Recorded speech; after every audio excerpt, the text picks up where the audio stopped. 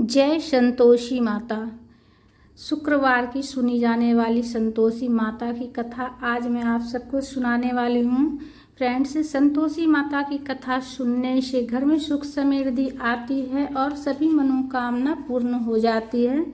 संतोषी माता की कृपा सदैव सब पर बनी रहे। संतोषी माता की कथा इस प्रकार से है। संतोषी माता की कथा पढ़ने के लिए हाथ में पुष्प लेकर हम कथा पढ़ेंगे। एक बुढ़िया थी और उसके 7 बेटे थे। 6 कमाने वाले थे, एक निकम्मा था।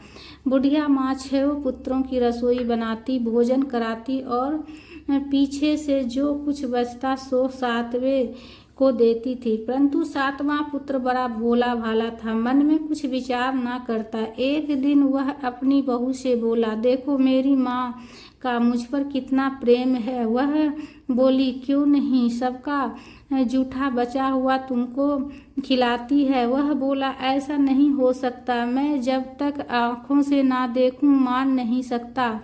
बहू ने हंसकर कहा, देख लोगों को तब तक तो देख लोगे तब तो मानोगे। कुछ दिन बाद बड़ा त्योहार आया। घर में 7 प्रकार के भोजन और चूरमा के लड्डू बने। वह जांचने को सर के दर्द का बहाना कर पतला कपड़ा सिर पर ओढ़कर रसोई घर में सो गया और कपड़े में से ये सब देखता रहा। 6 भाई भोजन करने आए। उसने देखा माँ ने उनके लिए सुंदर सुंदर आसन बिछाए, 7 प्रकार की रसोई परोसी। वह आग्रह करके जिमाती रही। वह देखता रहा। 6 भाइयों भोजन कर उठे। तब माँ ने उसकी जूठी थालियों में लड्डुओं की टुकड़ों को उठाया और एक लड्डू बनाया। जूठन साफ कर बुढ़िया माँ ने पुकारा, उठ बेटा, 6 भाई भोजन कर गए, अब तू ही बाकी है, उठ भोजन कर लो। वह कहने लगा, माँ मुझे भोजन नहीं करना, मैं परदेश जा रहा हूँ। यह कहकर वह घर से निकल गया। चलते समय बहू की याद आई। वह गौशाला में कंडे थाप रही थी। जाकर बोला दोहा, हम जाते परदेश को, आवे कुछ काल, तुम रहियो संतोष से, धर्म आपन पाल। 2 निशानी अपनी देख धरू में धीर, सुधी मत हमारी विसारियो, रखियो मन गंभीर। वह बोला, मेरे पास तो कुछ भी नहीं, यह अंगूठी है, सो ले लो और अपनी कुछ निशानी मुझे दो। वह बोली, मेरे पास क्या है, यह गोबर भरा हाथ है। यह कहकर उसकी पीठ पर गोबर की हाथ की छाप मार दी और वह चल दिया। चलते चलते दूर देश में पहुंचा। वहां पर एक साहूकार की दुकान थी। वहां जाकर बोला, सेठ जी मुझे नौकरी पर रख लो। साहूकार को जरूरत थी। साहूकार ने कहा, काम देखकर दाम मिलेगा। साहूकार की नौकरी मिली। वह सवेरे 7 बजे से 12 बजे रात्रि तक काम करने लगा। कुछ दिन में दुकान का लेन देन, हिसाब किताब, ग्राहकों को माल बेचना, सारा काम करने लगा। साहूकार के 7-8 नौकर थे। वे सब चक्कर खाने लगे। यह बहुत होशियार बन गया है। सेठ ने भी काम देखा और 3 महीने में ही उसे मुनाफे का साझीदार बना लिया। 12 वर्ष में वह नामी सेठ बन गया और मालिक सारा कारोबार उस पर छोड़कर बाहर चला गया।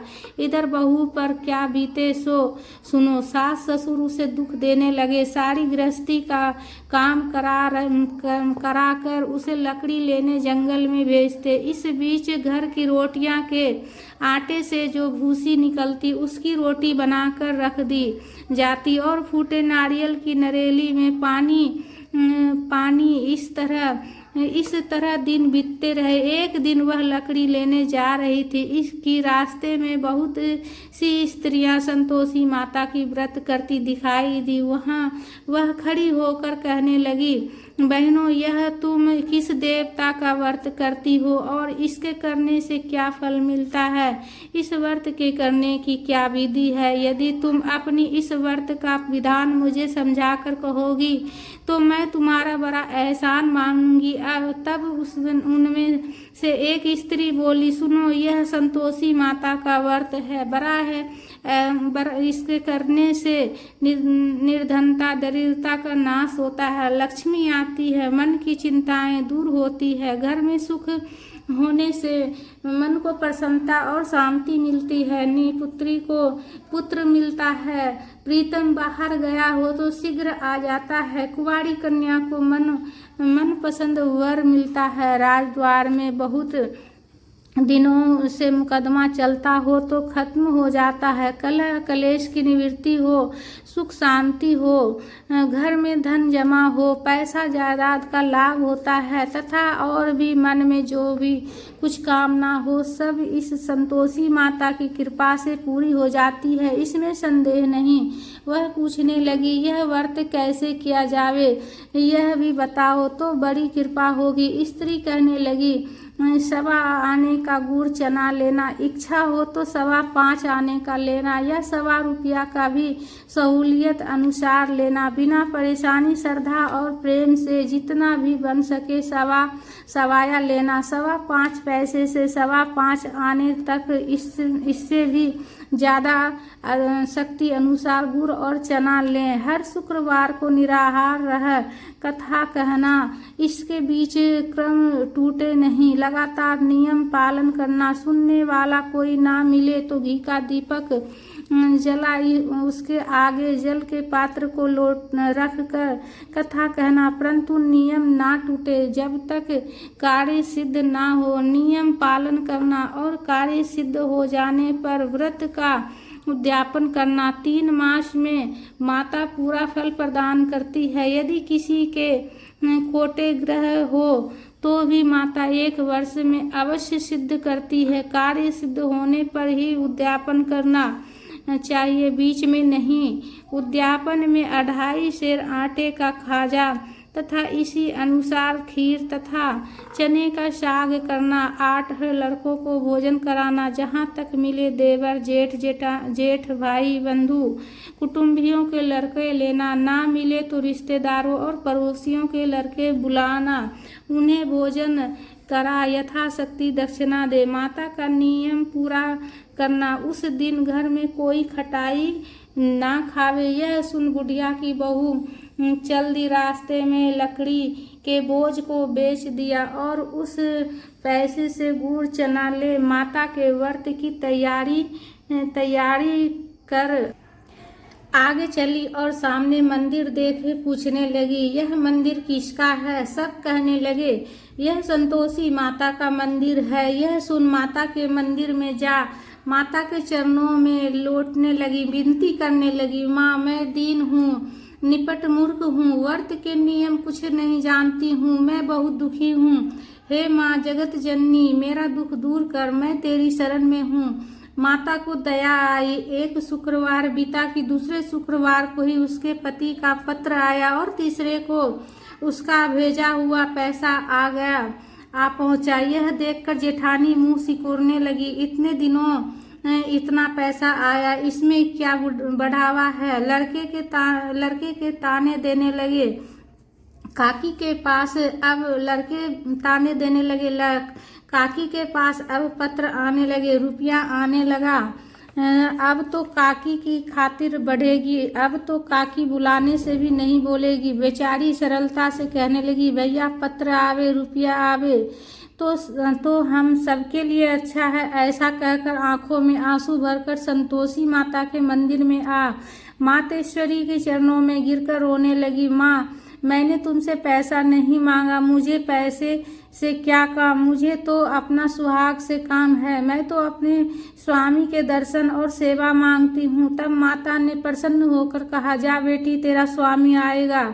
यह सुन खुशी से बावली हो घर जाकर काम करने लगी। अब संतोषी माँ विचार करने लगी, इस भोली पुत्री से मैंने कह दिया तेरा पति आएगा, पर आएगा कहाँ से? वह तो इसे सपने में भी याद नहीं करता। इसे याद दिलाने तो मुझे जाना पड़ेगा। इस तरह माता उस बुढ़िया के बेटे के पास जा स्वप्न में प्रकट हो कहने लगी, साहूकार के बेटे सोता है या जागता है? वह कहता है, माता सोता भी नहीं जागता भी नहीं, बीच में ही हूँ, कहिए क्या आज्ञा है? माँ कहने लगी, तेरा घर वार है या नहीं? वह बोला, मेरा सब कुछ है माता, माँ बाप भाई बहन बहू, क्या कमी है? माँ बोली, पुत्र तेरा घरवाली कष्ट उठा रही है। वह बोला, हाँ माता, यह तो मुझे मालूम है, परंतु जाऊं कैसे? परदेश की बात है, लेन देन का कोई हिसाब नहीं, कोई जाने का रास्ता नजर नहीं आता, कैसे चला जाऊं? माँ कहने लगा,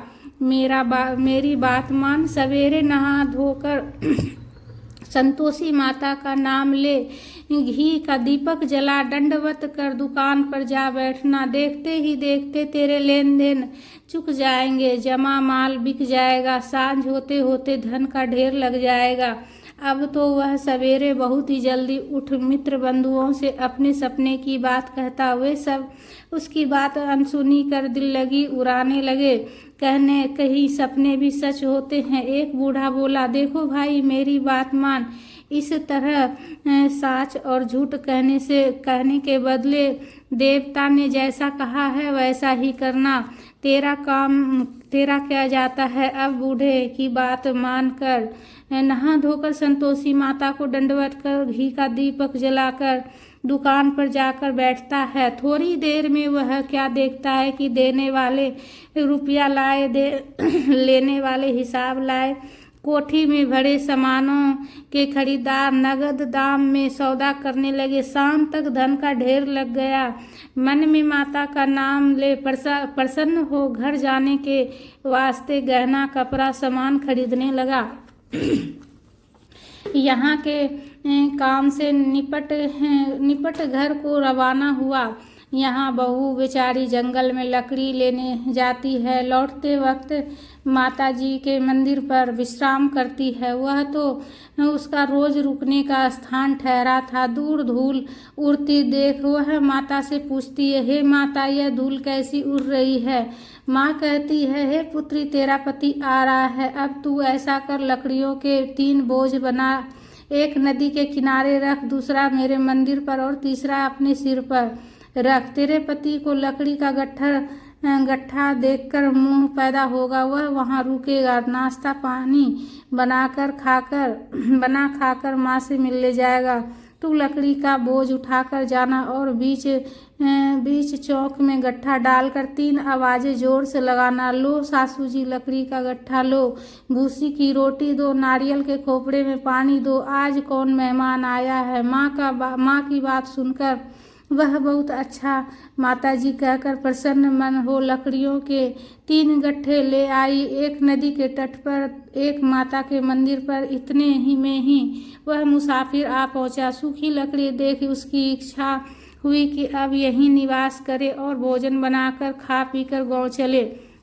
इस प्रकार भोजन खा विश्राम ले गांव को गया। उसी समय बहू सिर पर लकड़ी का गट्ठा लिए आती है। उसे आंगन में डाल जोर से 3 आवाज देती है, लो सासू जी लकड़ी का गट्ठा लो, भूसी की रोटी दो, नारियल के खोपड़े में पानी दो, आज कौन मेहमान आया है? यह सुनकर उसकी सास अपने दिए हुए कष्टों को भुलाने हेतु कहती है, बहू ऐसा क्यों कहती हो? तेरा मालिक ही तो आया है, बैठ मीठा भात खाकर कपड़े गहने पहन। इतने में भात खा, इतना कहती हो तेरा मालिक ही तो आया है। इतने में आवाज़ सुनकर उसका स्वामी बाहर आता है और अंगूठी देख व्याकुल हो जाता है। माँ से पूछता है, यह कौन है? माँ कहती है, बेटा यह तेरी बहू है। आज 12 वर्ष हो गए जब से तू गया, तब से सारे गांव में जानवर की तरह भटकती फिरती, काम काज घर का कुछ करती नहीं, 4 समय आकर खा जाती है। अब तुझे देखकर भूसी की रोटी और नारियल के खोपड़े में पानी मांगती है। वह लज्जित हो बोला, ठीक है माँ, मैंने इसे भी देखा और तुम्हें भी। अब मुझे दूसरे घर की चाबी दे दो, मैं उसमें रहूँगा। ठीक है बेटा, जैसी तेरी मर्जी। यह माँ कहने ताली का गुच्छा पटक दिया। उसने लेकर दूसरे कमरे को खोलकर सारा सामान जमाया। एक दिन में ही वहाँ राजा के महल जैसा ठाट बाट बन गया। अब क्या था, वह सुख भोगने लगा। इतने में अगला शुक्रवार आया। उसने अपनी पत्नी से कहा, मुझे माता का उद्यापन करना। शुक्रवार आया, उसने अपने पति से कहा, मुझे माता का उद्यापन करना है। उसका पति बोला बहुत अच्छा, खुशी से कर लो। तुरंत ही वह उद्यापन की तैयारी करने लगी। जेठ के लड़के को भोजन के लिए कहने गई। उससे मंजूर किया, परंतु पीछे जेठानी अपने बच्चों को सिखलाती है, देखो रो, भोजन के समय सब लोग खटाई मांगना, जिससे इसका उद्यापन पूरा ना हो।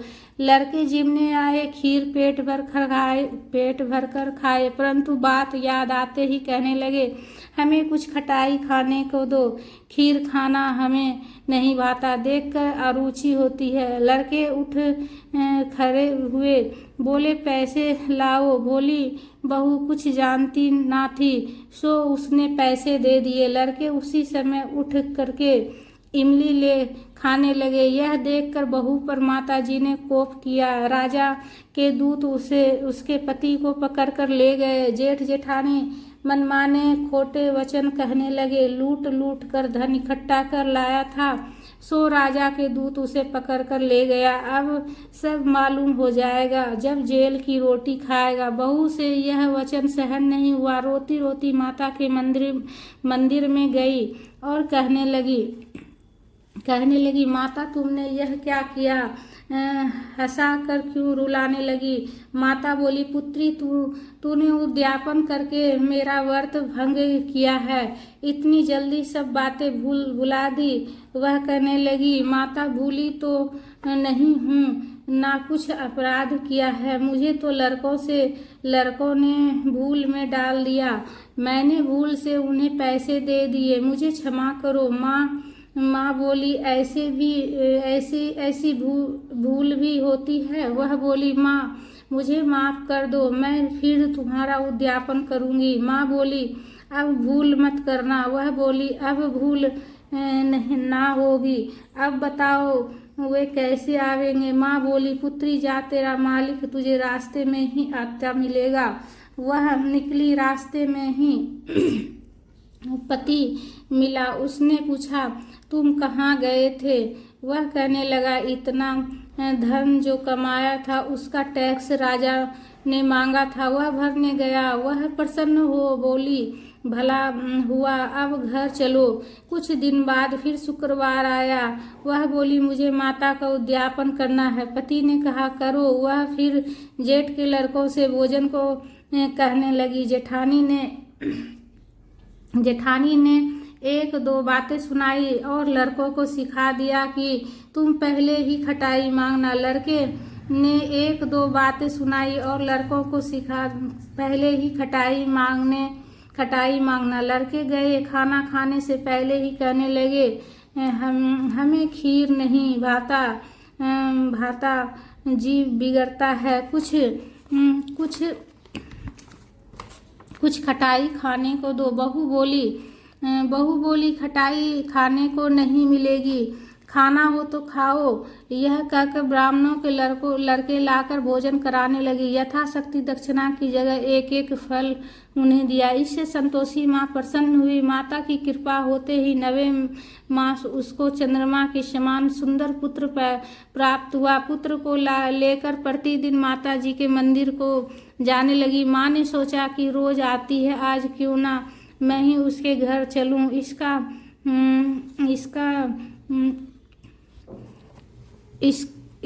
जाने लगी। माँ ने सोचा, रोज तो मैं ही क्यों ना इसका घर चलूं, आसरा देखूं तो सही। यह विचार कर माता ने भयानक रूप बनाया। गुड़ और चने से चना मुख से सूंड के समान होंठ, उस पर मक्खियां भिनभिनाती रही।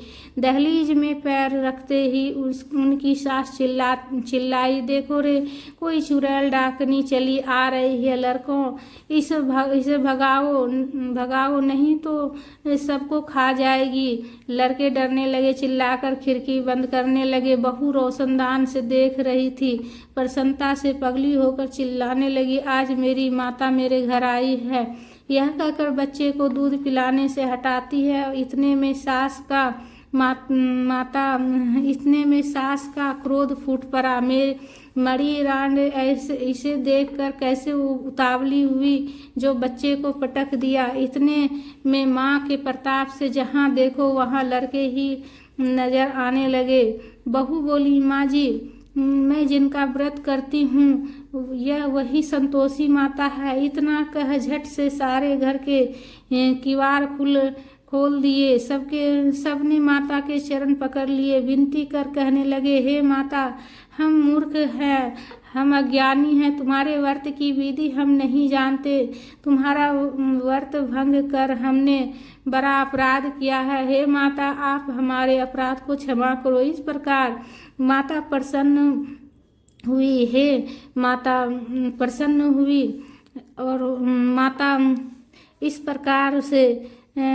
प्रसन्न हुई।